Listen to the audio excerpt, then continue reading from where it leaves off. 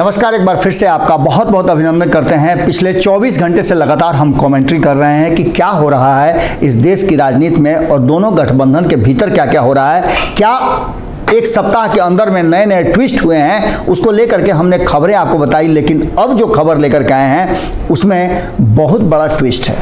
आपको बता दें कि इस खबर के माध्यम से हम आपके पास ये लेकर के आए हैं कि कितना परफेक्ट टाइमिंग है।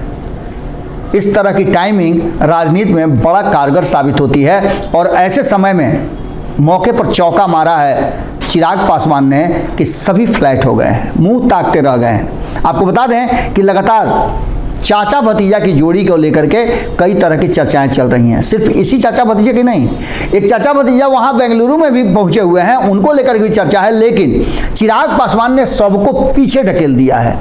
अगर एनडीए में सबसे ज़्यादा किसी बात की चर्चा हो रही है तो वो है चिराग पासवान, और चिराग पासवान ने खुद को प्रूफ किया है। इसलिए वो प्राउडली बोलने के अधिकारी भी हैं कि वो बेहतर काम किए हैं। आपको बता दें कि जिस तरह से चिराग पासवान राजनीति के नए खिलाड़ी थे, पिता का देहांत हो गया, उसके बाद से चिराग पासवान के ऊपर एक और गाज गिरा कि वो एनडीए से बाहर हो गए। 2020 का चुनाव बिहार फर्स्ट, बिहारी फर्स्ट के विजन के साथ उन्होंने लड़ा और इसमें उनके पीठ पर कोई सहारा नहीं था। यहाँ तक कि चाचा भी जब उनके साथ थे तो भी साथ नहीं थे। और चाचा ने ये बात स्पष्ट कर दिया जब वो अलग हुए कि चिराग पासवान ने अपने मर्जी से ये फैसला लिया था, इसलिए हम उस फैसले के साथ नहीं थे। यानी कि शुरुआत तो पहले से ही हो गई थी। उसके बाद चुनाव खत्म हुआ और नीतीश कुमार कम सीट लेकर के आए, जिसका ठीकरा उन्होंने चिराग पासवान पर फोड़ा।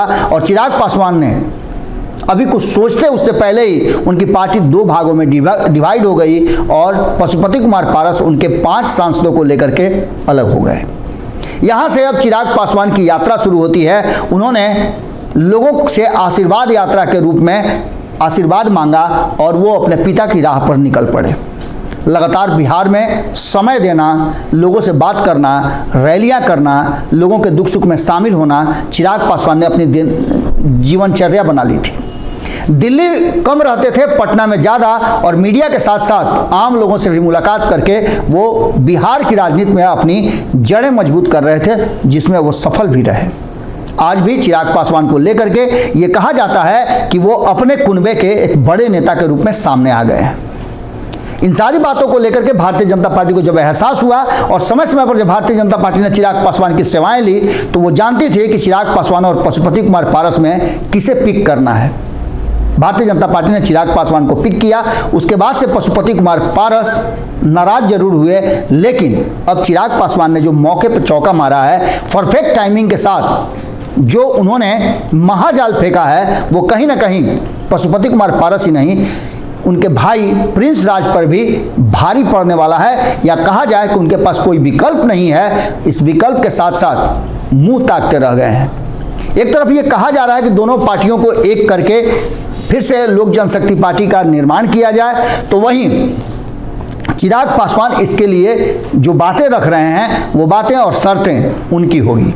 आपको बता दें कि इसी बीच में पशुपति कुमार पारस का बयान तो आया ही था। अब प्रिंस राज ने भी एक बयान दिया है और प्रिंस राज ने स्पष्ट तरीके से कहा है कि चिराग पासवान जो दिखते हैं वो हैं नहीं, उनके पेट के भीतर भी दांत है। एक बार फिर से इस बिहार की राजनीति में पेट के दांत वाली बात सामने आ गई है।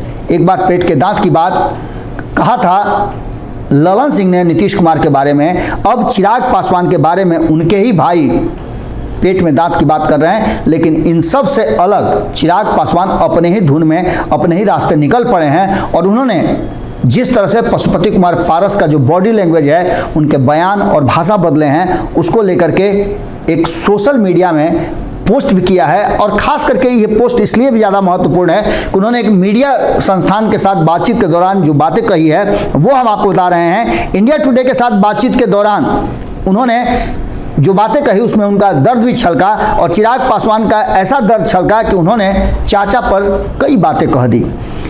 साफ तौर पे उन्होंने कहा कि समय के साथ सब ठीक हो जाएगा और कोई रास्ता निकल आएगा। उम्मीद है कि 2024 तक चीज़ें ठीक हो जाएंगी।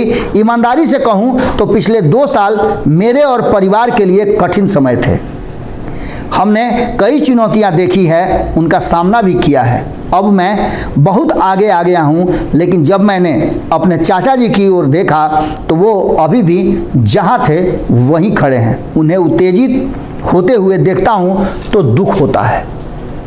इस बात का मतलब आप समझ सकते हैं कि एक तरफ जहां ये इमोशनल ब्लैकमेलिंग इसको कहा जा सकता है, तो वहीं दूसरी तरफ जिस तरह की बातें उन्होंने रखी है वो साफ दर्शा रहा है कि चिराग पासवान अभी भी परिवार को एक करने की बात मन में रखे हुए हैं। अगर पशुपति कुमार पारस और प्रिंस राज अपनी गलती का एहसास कर लें, उन्हें यह समझ में आ जाए कि उन्होंने चिराग पासवान के साथ क्या किया था, तो निश्चित रूप से ये परिवार और पार्टी एक हो सकती है। चिराग पासवान ने महाजाल फेंक दिया है। अब देखना दिलचस्प होगा कि ये दोनों क्या फैसला करते हैं। जुड़े रहिएगा भारत लाइव के साथ।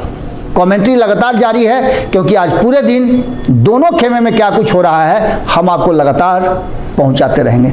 बहुत बहुत धन्यवाद। अगर ये वीडियो पसंद आई और वह बिहार के राजनीति और बिहारियत से सरोकार रखेनी तो सब्सक्राइब बटन दबा के चैनल के सब्सक्राइब कर ली। ओजे एगो घंटी बा, ओकरा बटन दबा देला से कुल सटीक और मारक खबर रुआ मुफ्त में मिल जाई। अगर रुआ पत्रकारिता के हमनी के नया प्रयोग में सहयोग कर चाहतानी तो ज्वाइन बटन दबा दी। पेटीएम नंबर नोट कर ली